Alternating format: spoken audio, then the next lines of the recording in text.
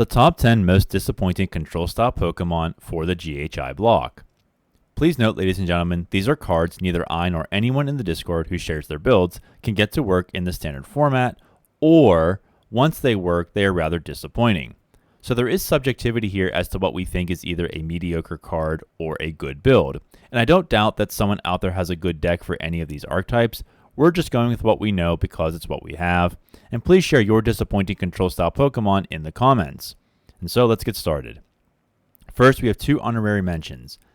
Gastrodon has an ability called Sticky Bind, which reads, as long as this Pokemon is on your bench, all bench stage 2 Pokemon have no abilities. It's great in theory, but has proven useless in practice. The opponent gusting it into the active nullifies the ability, and having a 3-star retreat cost doesn't help, though it might be viable with the Air Balloon tool reducing its retreat cost down to 1. Next, we have Darkspawn EX. It has the Time to Chow Down ability. When you play this Pokemon from your hand, to evolve one of your Pokemon during your turn, you may heal all damage from each of your evolution Pokemon, and if you do, discard all energy from those Pokemon. The Wonder Shine attack is 2 colorless energy for 130 base damage, and it leaves your opponent's active confused.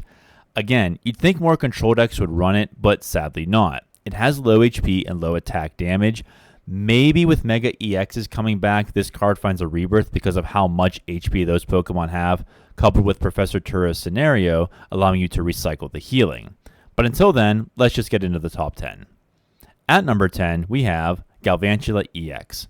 This card is great for aggressive KOs in Joltik blocks due to its charged web attack. 110 plus 110 more if your opponent's active is a Pokemon EX.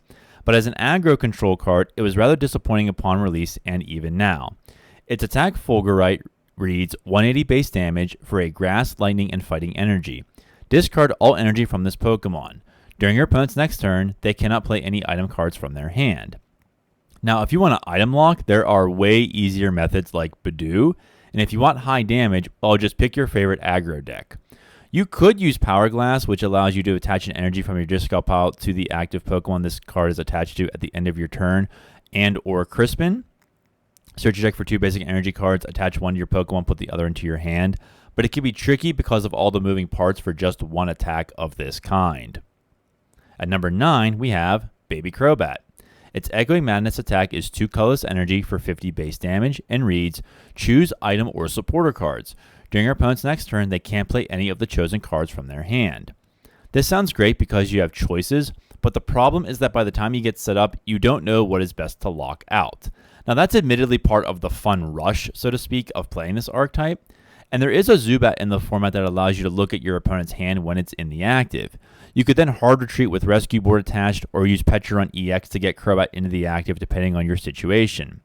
But Crobat's low HP and attack power hurt it in the long run. Maybe Luxurious Cape helps, but when your opponent's attacks are just too strong, it really doesn't matter.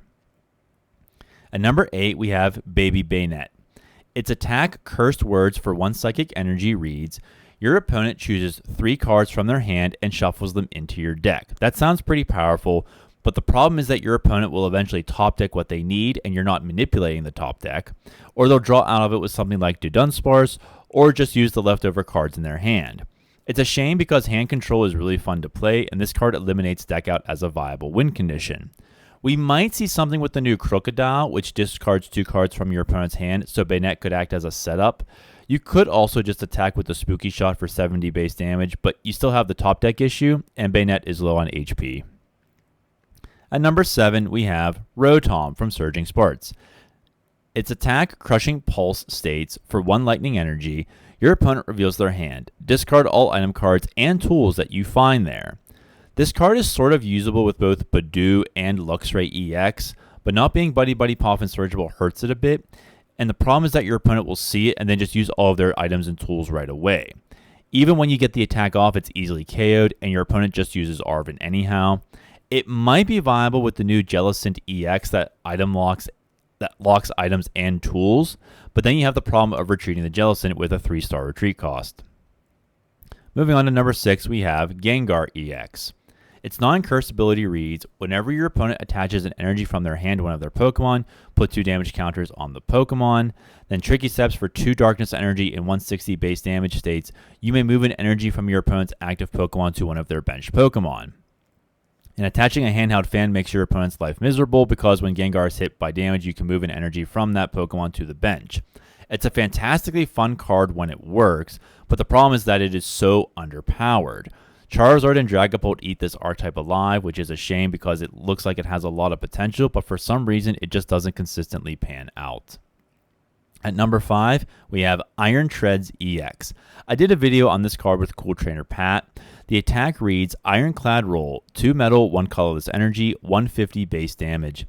After doing damage, you may discard all future booster energy capsules from this Pokemon. If you do, during your opponent's next turn, this Pokemon takes 150 less damage from attacks after applying weakness and resistance. Now, like Gengar EX, this card looks great, but it does not pay out. If you think you're getting a 370 HP tank, as it does have 220 base HP, and you are getting 370 HP, for one turn, only 4 times. You could play Dedenate to get one of the capsules back, but it slows the deck down considerably, so you're better off just using Metang to get Metang's Metal Maker ability and just start to swing. Surprisingly, the 150 damage reduction isn't really all that special. Like Gengar, other archetypes overpower it, and while it feels awkward to say that, only hitting for 150 damage I think is part of the problem paired with its low base HP. So if you want a tank archetype, I would just stick with Revavroom EX. At number 4, we have Glimmora EX. Its Dustfield ability reduces your opponent's bench to 3 when it's in the active. Remember the days of Avery. Anyway, its Poisonous Gem attack reads 2 fighting energy, 140 base damage. Your opponent's active Pokemon is now poisoned. So this sounds great as a 1/1 line in a control deck, yeah? No, unfortunately.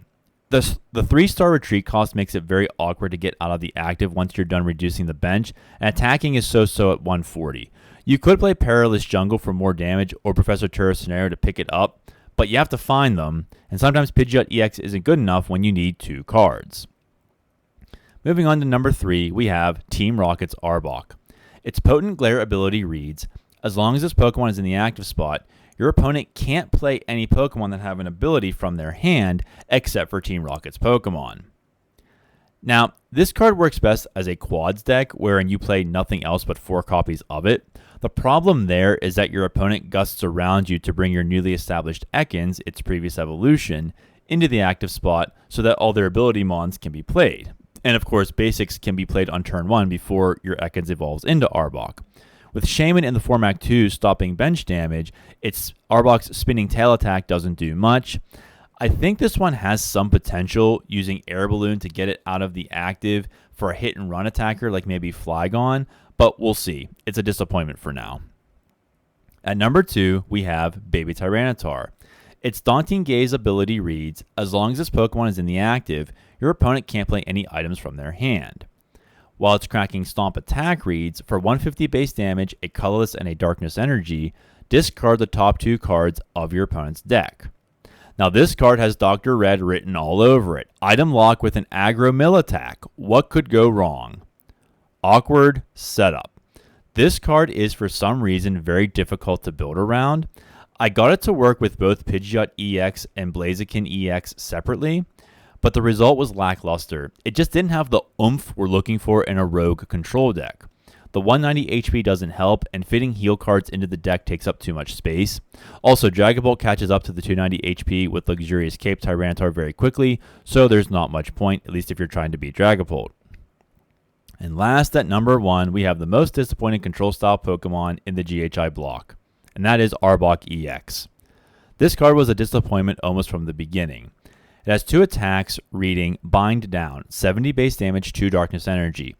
During your opponent's next turn, the defending Pokemon can't retreat. Followed by Menacing Fangs, 150 base damage for 3 darkness energy. Your opponent discards 2 cards from their hand.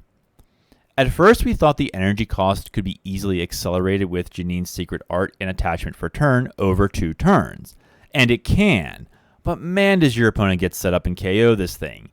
It has 270 base HP and the major attack is doing 150 base damage. Like Tyranitar and Gengar, it's just not enough. Maybe if it was 200 it would be worth it. I mean, you could retreat lock something for a turn, but that thing might KO you or you KO it too soon. Think of like a Hoot Hoot. I had a build with Blaziken EX working as well, but it was awkward, a theme in this top 10. And I've seen builds with Pecharunt EX, but I haven't tried them, so probably the best way to build it is with Pecharunt because it also acts as a backup attacker. Even when that works, though, it could still be seriously underpowered because of the 3 Darkness retreat cost. And if you want to retreat or handlock, you have much better options.